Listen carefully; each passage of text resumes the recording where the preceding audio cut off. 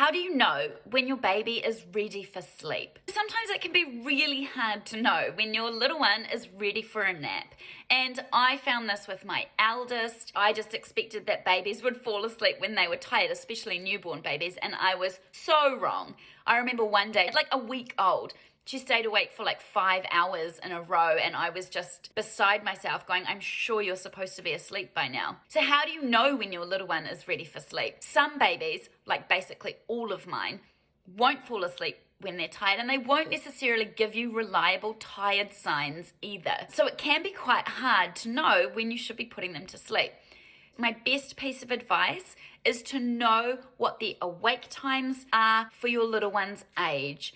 And then you work off those awake times. Yes, you can look for tired signs as well, but your most reliable bet is to work off the clock. So if you have, say, an 8-week-old baby, you know their awake window is around 2 hours between naps. You just need to watch the clock. When you're approaching that 2-hour mark, you start getting them ready for bed. You swaddle them, you shut the blinds, you turn on the white noise, you start settling them to sleep so that they're asleep by the 2-hour mark, or whatever the awake window is depending on your little one's age. Working off the clock like this is definitely the most reliable way to know when your little one is ready for sleep. When your baby is sort of 6 months-ish and over, you can start working off actual timings rather than going off your little one's awake windows. So what that means is you would say, okay, the morning nap is at 9:30 every morning. And some mornings your little one might wake up a bit earlier from their night sleep, but you're still going to push through to that 9:30 nap. Whereas in a younger baby, you would move that nap depending on the awake window.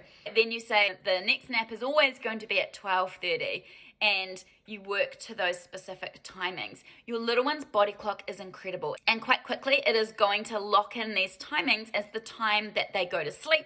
So they will start getting tired at that time in preparation for those naps. It's truly amazing. So working off the clock is the most reliable way to know when your little one is due for a nap, because if you get these timings wrong or the awake windows wrong, you're going to have a baby who's overtired, who is maybe undertired. And in both situations, they're going to be more difficult to settle to sleep, and they're going to sleep worse as a result. If you need a hand getting those timings perfect for your little one's age, visit us at littleones.co or comment below or send us a DM, and we will definitely help you from there.